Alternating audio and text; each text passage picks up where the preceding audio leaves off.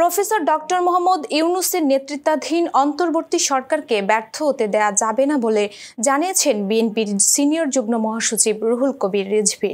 শনিবার জাতীয় প্রেস ক্লাবে ২৪-এর গণ অভ্যুত্থান নিয়ে দ্রোহের গ্রাফিতির প্রকাশনা উৎসবে তিনি একথা বলেন। তিনি বলেন, দেশে গণতন্ত্রের বিকাশে পরিবেশ তৈরি হয়েছে, কিন্তু এটা কোনোভাবেই মেনে নিতে পারছে না ভারত। তাদের মিডিয়া শেখ হাসিনার পক্ষ নিয়ে যেভাবে কথা বলছে সেটা একটা গণতান্ত্রিক দেশের ভাষা হতে পারে না। সমস্ত বিপ্লবের হয় পরবর্তীতে সাহিত্যে বিরাট অবদান রেখেছে, অথবা সেই সমকালীন সময়ে তাদের গান, তাদের উপন্যাস, তাদের লেখনী বিরাট অবদান রেখেছে।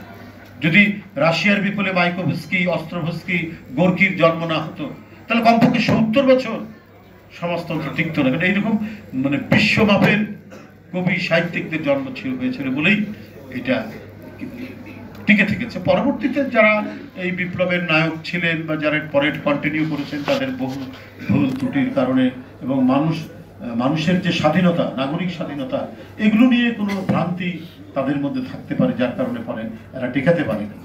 কিন্তু আরো অনেক ফরাসি বিপ্লব আজও তো পৃথিবীর পথপ্রদর্শক, কিন্তু সেখানে লা মিজারেবলের মতো উপন্যাস, আরো কত উপন্যাস, কবিতা ওটা দিয়ে তৈরি হয়েছে।